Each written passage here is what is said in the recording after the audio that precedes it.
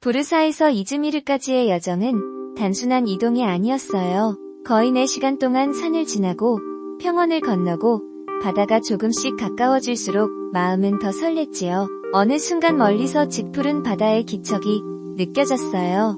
그렇게 우리는 이즈미르에 도착했어요. 이즈미르의 역사는 기원전 3000년으로 거슬러 올라간다고 해요. 이곳은 고대 그리스, 로마, 비잔틴 제국, 그리고 오스만 제국의 중요한 중심지로 자리 잡았어요. 그리스인들은 이즈미르를 스미르나라고 불렀고, 이 도시는 고대 항구 도시로서 중요한 무역 거점이었다고 해요.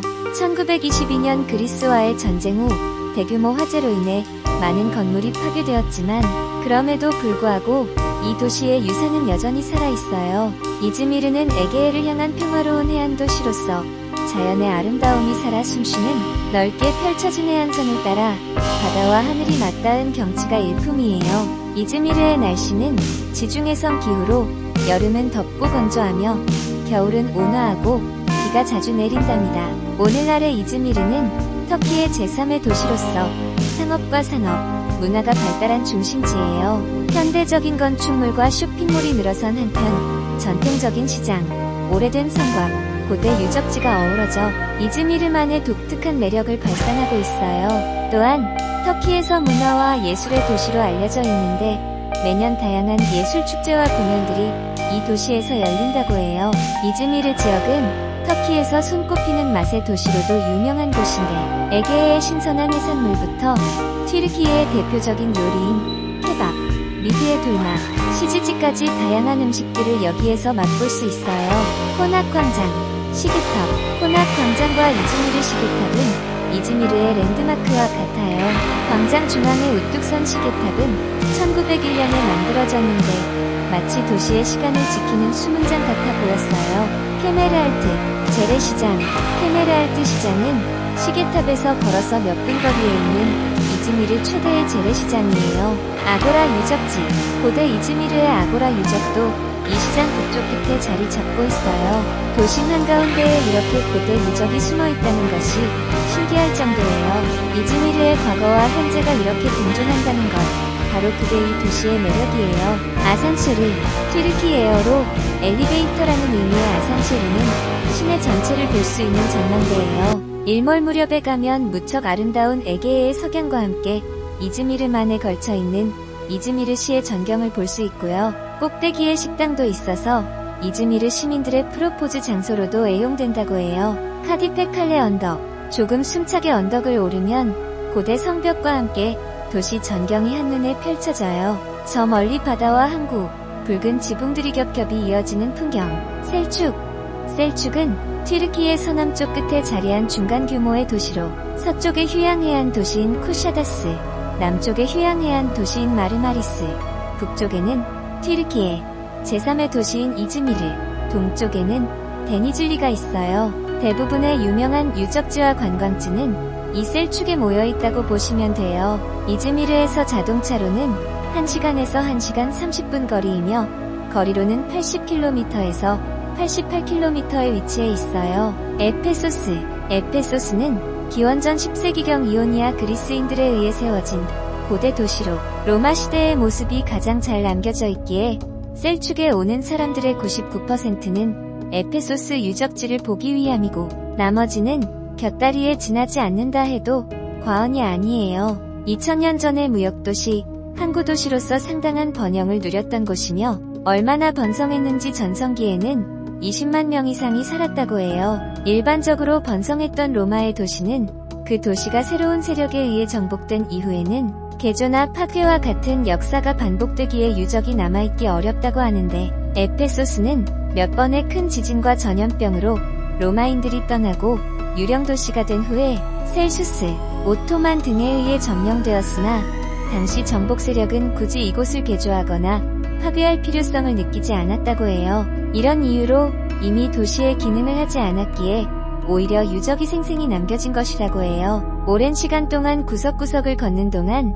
마치 고대로의 시간 여행을 하는 듯한 느낌이랄까요. 켈수스 도서관 전면은 2층 구조의 섬세한 조각들로 장식되어 있고 도서관 내부에는 12,000권 이상의 두루마리 책이 보관되었다고 전해지고요. 대형 원형극장, 직경 154m, 높이 34m로 최대 25,000명까지 수용 가능했던 거대한 공연장이에요. 지금도 이곳에서 클래식 콘서트가 가끔 열리는데 고대의 음향 기술이 놀라울 정도로 정교했다고 해요. 방문하실 때 오디오 가이드를 이용하면 유적지에 담긴 이야기들이 훨씬 깊게 와닿으면서 훨씬 생동감 있고 유익한 여행이 될 거예요. 쉬린제 마을, 에페소스와 반대 방향으로 떨어진 곳에 자리한 마을, 셀축에서는 약 10km 거리에 있어요. 이 지역 전승으로는 에페소스에서 해방된 그리스인 노예들이 처음 이곳에 정착했다고 해요. 이들은 다른 사람들이 마을에 들어오는 것을 막기 위해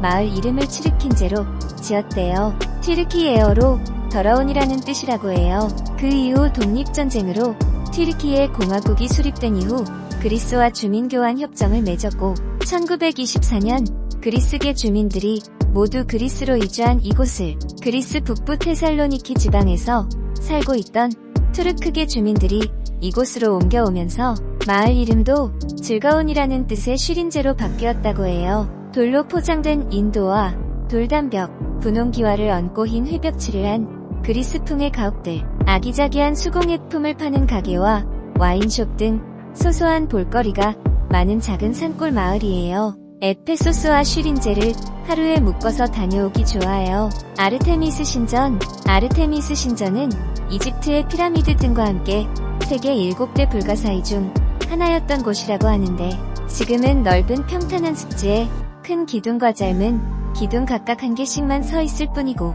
기단부도 일부 많이 남아있으며 발굴된 여러 잔해들이 유적 주위에 전시되어 있을 뿐이에요. 성모 마리아의 집, 터키 셀주크에서 7km 떨어진 에페소 인근의 코레소스 산에 위치한 기독교와 이슬람교의 공동 순례지예요. 예수께서 돌아가신 후 성모 마리아께서 핍박을 피해 이곳으로 와서 사도 여한의 보살핌을 받으시며 마지막까지 생애를 보내셨다고 전해지는 집이에요. 셀축에서 가장 먼 위치에 있는 관광지로 좁은 산길을 굽이굽이 올라가야 하기에 대중교통으로는 접근할 수 없고 택시를 타거나 렌터카로 가야 한답니다. 성 요한 성당, 예수님의 12제자 중 가장 나이가 어렸고 가장 사랑받았다고 하는 사도 여한의 무덤 위에 세워진 성당이에요. 6세기에 유스티니아누스 황제가 이전에 오래되어 폐허가 된 사도 여한 성당을 헐고 그 자리에 새로 세웠다고 하는데 이스탄불의 아야 소피아의 전신인 중앙돔이 있는 십자형 모양으로 디자인된 웅장한 건축물이었으나 지진과 침략으로 인해 많은 피해를 입고 결국은 버려져 오늘날의 모습으로 남아있다고 해요. 성모 마리아의 집과 성 요한 성당은 그 종교적 가치와 역사로 인해 지금까지도 성지 순례지가 되어 전 세계로부터 많은 기독교인들이 방문하는 신성한 장소이기도 한답니다. 아야슐룩 성체, 아야슐룩 성체는 성 요한 성당 북쪽에 인접한 높은 언덕 위에 세워진 성체로 성벽 두께가 4m나 된다고 해요. 성벽 표면은 대리석으로 다듬고 내부에는 자갈의 회반죽을 부어 요즘의 콘크리트처럼 견고하게 축조되었으며 성벽의 길이는 1.5km에 이르고 17개의 탑이 세워져 있어요. 요새의 남문은 성요한 교회의 북문과 연결되어 있는데 이는 외적이 침입할 경우 어느 한 성이 뚫리면 다른 성으로 이동해 저항하도록 한 구조라고 해요. 요새 내부에는 폐허가 된 이슬람 모스크, 물저장 시설로 쓰이는 교회, 가옥들이 있었다고 하며 사도 여한이 세상이 잘 내려다 보이는 이 성체에서 요한복음을 썼다고 전해지고 있어요. 이즈미르 근교는 고속도로 상태가 매우 양호해서 대부분의 길은 잘 포장되어 있고 풍경도 아름다워 드라이브 자체가 여행이에요. 톨게이트는 대부분 렌터카에 부착되어 있는